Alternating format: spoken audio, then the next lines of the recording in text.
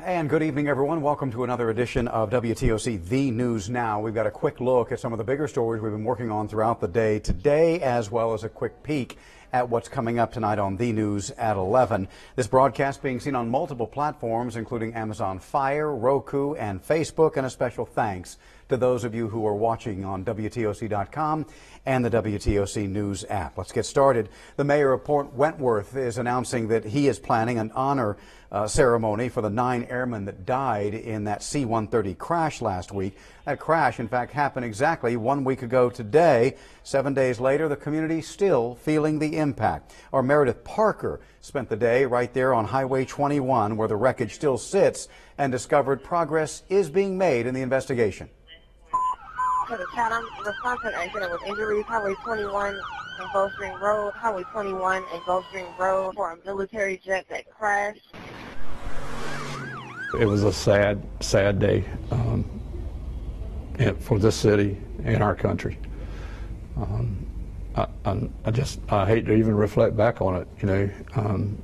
1 week after that tragic military plane crash, and the mayor of Port Wentworth says it's still hard to think about. It just hits so hard, you know, when something like this happens, you know, and the 165th is an integral part of our community. I mean, they've done so much for the military, and I just appreciate each and every one of those guys, and glad that we have them here in our backyard. Port Wentworth announced a memorial service for this Saturday to honor the 9 airmen in Puerto Rico and the guard dogs at the 165th. And we all love our military, I mean, and we just want to pay tribute to those guys. And to the families, you know, they're the ones that's going to be hurting. You know, I'm not, like I say, I'm not concerned about our road. I'm concerned with their families and the military getting done with us. Port Wentworth is also the Stand Up for America city, and the mayor plans to do just that on Saturday. Meredith Parker reporting there. In-person advance voting now underway for the Georgia primary election that'll be held on the 22nd of this month. Remember, you can only vote in the primary for the party for which you're registered. So Republicans will only see Republican nominees on their ballot. Democrats will only see their party's nominees. However, if you're registered unaffiliated, you can ask at the polling place for either a Republican, Democrat, Libertarian, or nonpartisan ballot. That can get confusing, especially for first-time voters. So we asked Georgia's Secretary of State Brian Kemp over here to the station and asked him how his office is preparing voters. So we've been preparing for months.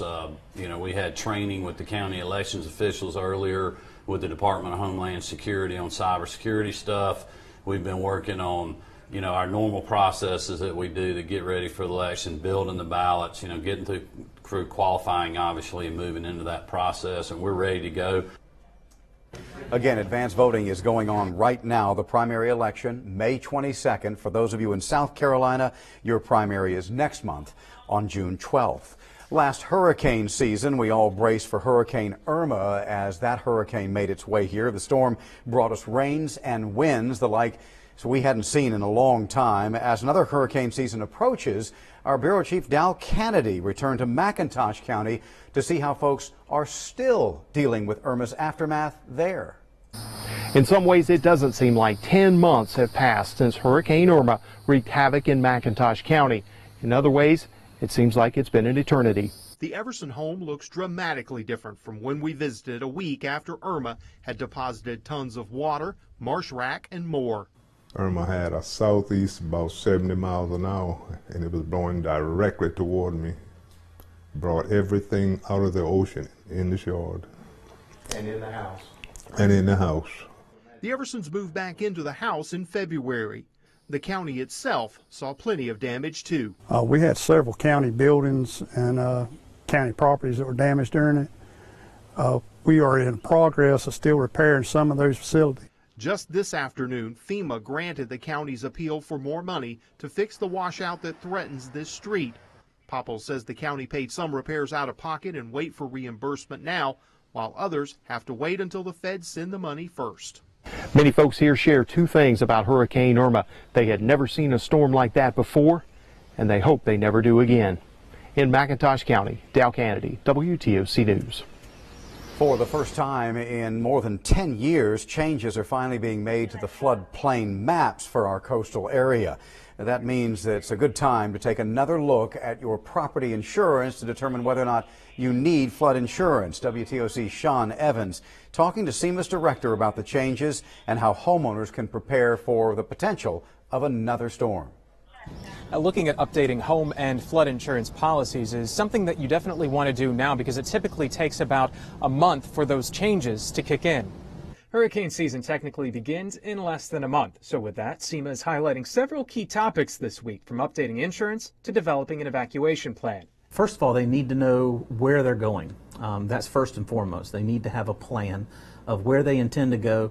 The second thing is they need to know how they're going to get there. Evacuation zones changed after Hurricane Matthew and were in effect during Irma. Jones says reviewing those maps and ones that show old and new flood zones for FEMA are crucial steps to make sure your family and property will be safe this hurricane season. You can take a look at the firm maps that are available to you now. You can contact your government's floodplain manager. Chatham County, City of Savannah, all the municipalities have a floodplain manager. You can find out which zone you're in. Jones says it's crucial for people to not rely solely on past experiences with tropical storms and hurricanes that have hit our area in recent history, adding every storm. And the emergency response is different in some way. It only takes one event, and every event is different. And as long as we can keep pushing the message out and reaching as many people as we can, it comes down to the individual to be prepared. We'll have links to the evacuation routes and new flood zone maps on this article on our website. Sean Evans, WTOC News. Coming up tonight on The News at 11, we're going to talk more about a meeting on Tybee Island where folks learned ways to spot opioid abuse. That event kicked off at 6:30. Everyone was invited in terms of the public. The organizer tells us about ways to spot abuse, possible ways to even reverse an overdose, as well as talking about Georgia law as it pertains to opioids. If you couldn't make it, don't worry. WTOC's Wright Gazaway was at that meeting. He'll share what he learned with us tonight on The News at 11. Coming up right here at 9 o'clock, that's just about under 1 hour from now, meteorologist Jamie Ertl is going to have the rest of your week-long forecast as well as a sneak peek at the weekend. Until then, we hope you have a great evening, everybody. Thanks for joining us here.